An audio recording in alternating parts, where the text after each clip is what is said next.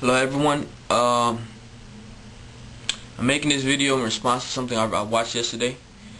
I watched a rerun of Republican debate. I forgot which one it was, but basically it was on that particular clip that I watched. It was Senator Huckabee and Dr. Ron Paul going at it, and it started out when Senator Huckabee's talking about the war in Iraq and whether we should stay or not. And he says that we shouldn't leave Iraq until we have left with honor, and that if anybody understands that, it's Senator McCain. And then he turns and he talks to Ron Paul, saying, you know, and he says, Dr. Ron Paul, whether we went in there or not, whether it was a mistake or not, that could be debated some other time. For right now, we're in there, so we should finish the job and come home with honor. And Dr. Ron Paul is saying that we're just trying to save face, and how much longer it's going to take before we realize that it's a war that we won't win and we're going to be there forever. And it goes back and forth. So I'm going to play the clip, and then I'm going to comment on the issue. And I'm going to state my point of view, having been deployed and having served the tour. So you guys watch the video, and I'm going to speak after. And on this issue, when he says we can't leave until we've left with honor, I 100% agree with him, because, Congressman, whether or not we should have gone to Iraq is a discussion that historians can have, but we're there. We bought it because we broke it. We've got a responsibility to the honor of this country and to the honor of every man and woman who has served in Iraq and ever served in our military, to not leave them with anything less than the honor that they deserve. Go ahead. You wanted to respond? He just addressed you. You go ahead and respond. The American people didn't go in. A few people advising this administration, a small number of people called the neoconservatives, hijacked our foreign policy. They're responsible, not the American people. They're not responsible. We shouldn't punish them. Congressman, we are one nation. We can't be divided. We have to be one nation under God. That means if we make a mistake, we make it as a single country, the United States of America, not the divided States of America. When we make a mistake, it is the obligation of the people through their representatives to correct the mistake, not to continue the mistake. And that's what we do on the floor of the Senate? No, we've dug a hole for ourselves, and we've dug a hole for our party. We're losing elections, and we're going down next year if we don't change it, and it has all to do with foreign policy, and we have to wake up to this fact. Even if we lose elections, we should not lose our honor, and that is more important than the Republican Party.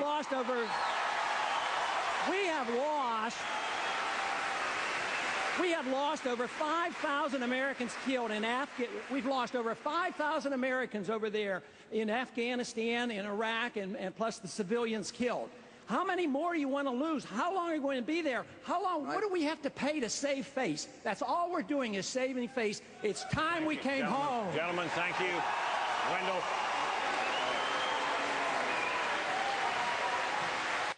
So very interesting debate. But this is what I have to say. Huckabee talks about honor. Honor? Are you kidding me? You saying that it's an honor to die in Iraq and to fight a war that we started and we're in the wrong? You're going to tell me that it's an honor to serve in Iraq when private contractors get paid $100,000 plus and drive $60,000 vehicles inside the base while soldiers are outside the base rolling and patrolling and losing their lives? Is that honor? Are you kidding me? Is it an honor knowing that KBR stock has more than doubled since the war started?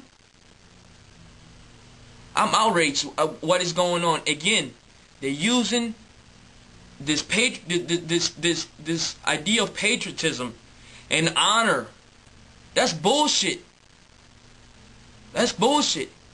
How about sending home the soldiers with their lives? Sending the soldiers home with honor.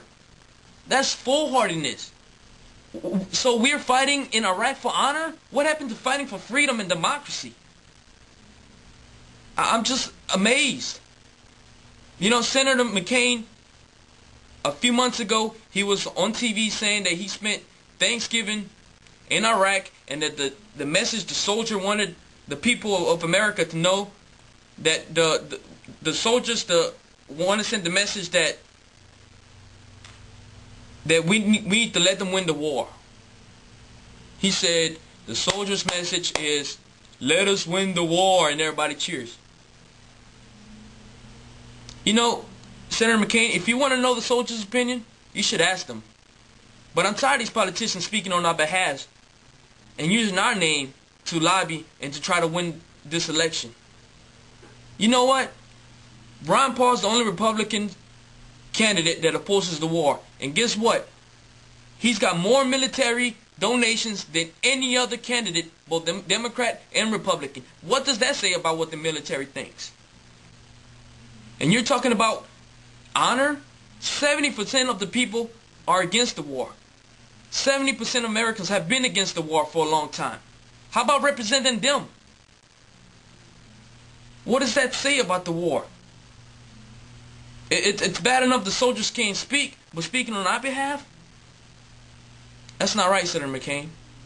That's not right. And this war is not about honor. This war is about profiteering. This war is about money. You have civilians, private contractors who are sitting in Iraq in their fat asses doing nothing, getting paid $100,000 plus, while KBR is getting billions of dollars in contracts, unaccounted for. No bid contracts, KBR along with the other companies. And you know what's the worst part? Is these politicians sending us to war who have their stocks and their money invested in these wars. And that's what's profiteering. We're nothing but pawns being used for their political agendas. You know, when I joined the military, I raised my hand and said that I'll protect the Constitution of the United States and its people, and against foreign and domestic enemies. But guess what? I did not raise my hand to protect private companies like KBR and put my life on the line so they can make a buck.